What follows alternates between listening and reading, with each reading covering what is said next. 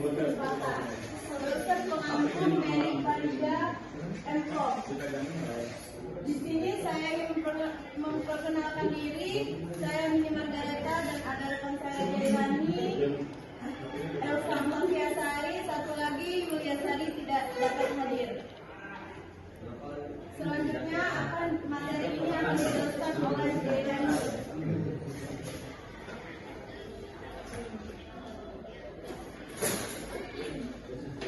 Bab 1 pendahuluan latar belakang kecerdasan yang ditunjukkan oleh suatu entitas buatan. Sistem seperti ini umumnya dianggap komputer. Kecerdasan diciptakan dan dimasukkan ke dalam suatu mesin komputer agar dapat melakukannya.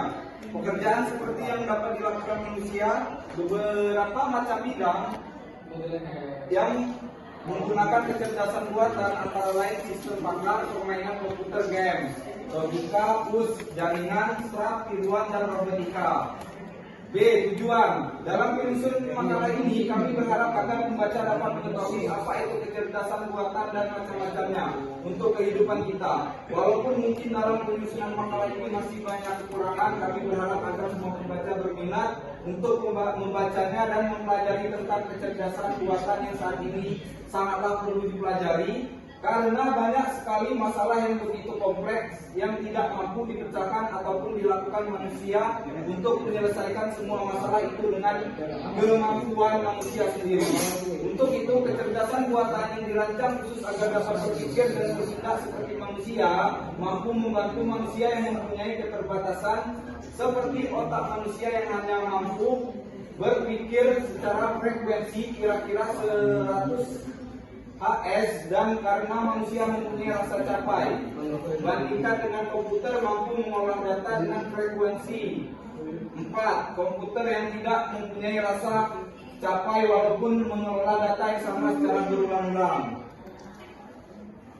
C. Manfaatnya. Manfaat kecerdasan buatan yang diimplementasikan dalam pengembangan sistem pakar adalah memberikan penyederhanaan solusi untuk konsul yang kompleks dan berulang-ulang. Masyarakat awam mempakar dan memanfaatkan keahlian di dalam bidang tertentu tanpa kehadiran langsung seorang pakar.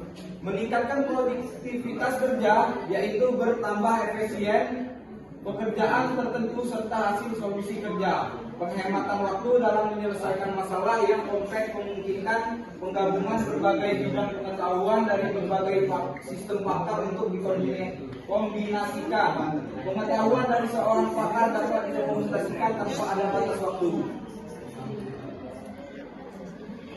Ayo yuk bentar lagi panjangan.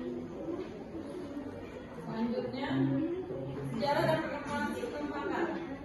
Sistem atau sistem pakar dikembangkan pada pertengahan tahun 1960-an oleh Artificial Intelligence. Periode penelitian Artificial Intelligence ini didomisili oleh suatu keyakinan bahwa nalar yang digabungkan dengan komputer canggih akan menghasilkan presentasi pakar atau manusia super. Suatu usaha ke arah ini adalah General Purpose Problem yang berupa sebuah produser yang dikembangkan Allen. Pada pertengahan tahun 1960-an terjadi pergantian dari program serba bisa yang bisa dikenal bernama General Purpose ke program siang spesial bernama Special dengan dikembangkannya General oleh Feigenbaum dari Universitas Tanjung yang dilakukan awal 1980.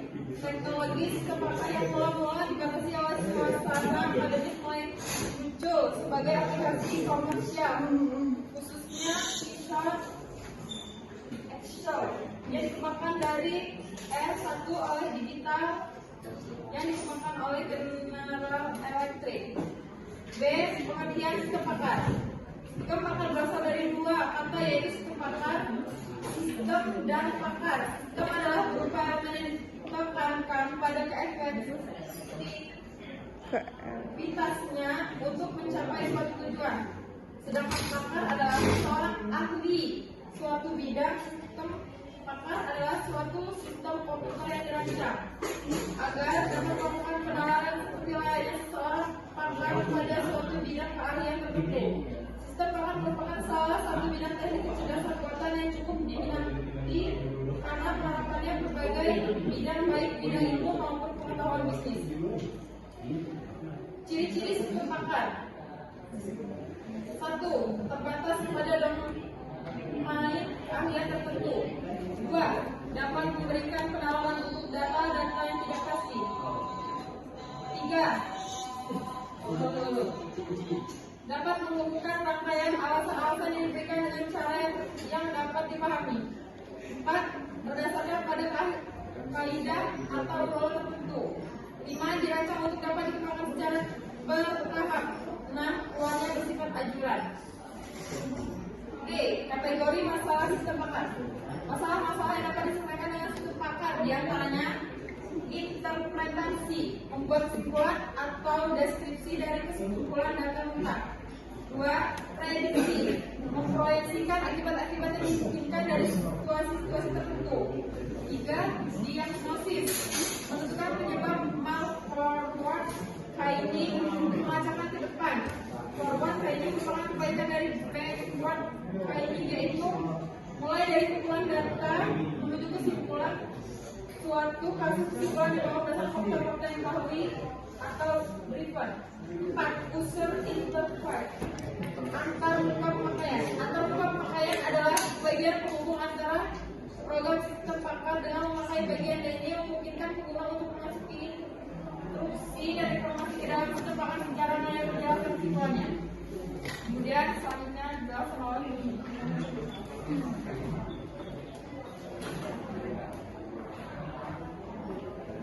Komponen sistem pakar. Komponen sistem pakar terbagi menjadi 4 bagian, yaitu knowledge base, basis pengetahuan, merupakan inti dari program sistem pakar karena pengetahuan itu merupakan presentasi pengetahuan atau referensi. Basis pengetahuan adalah sebuah data yang menyimpan aturan-aturan tentang suatu domain pengetahuan tertentu. Kedua, working memory, basis data atau memori kerja. Working memory adalah bagian yang mengandung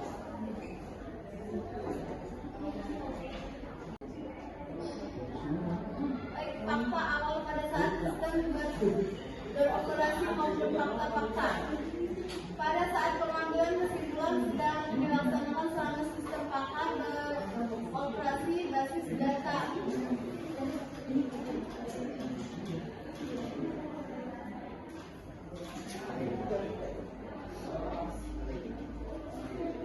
Keuntungan sistem pakar.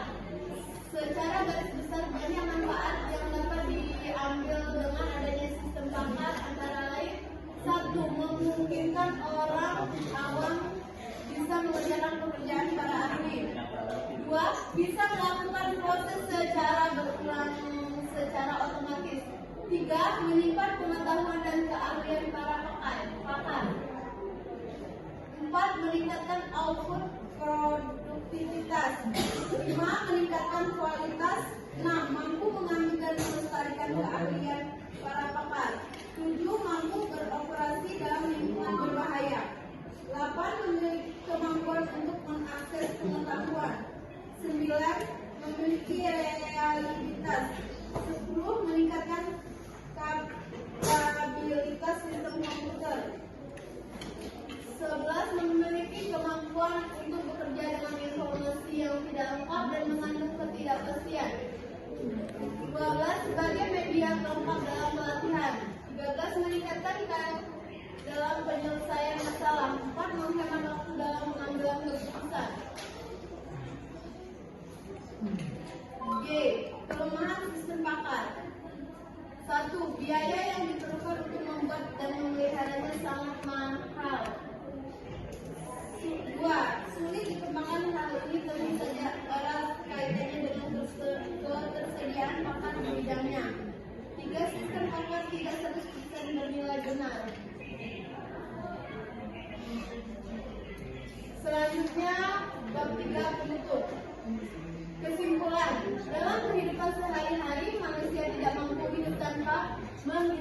alat bantu, karena pada hakikatnya manusia menginginkan kemudahan di setiap aktivitasnya, dan seiring perkembangan zaman yang kian pesat dan makin canggih, banyak sekali teknologi yang dapat memudahkan di setiapnya aktivitas manusia, dan semua itu karena adanya kecerdasan buatan dalam setiap teknologi yang memudahkan aktivitas manusia tersebut.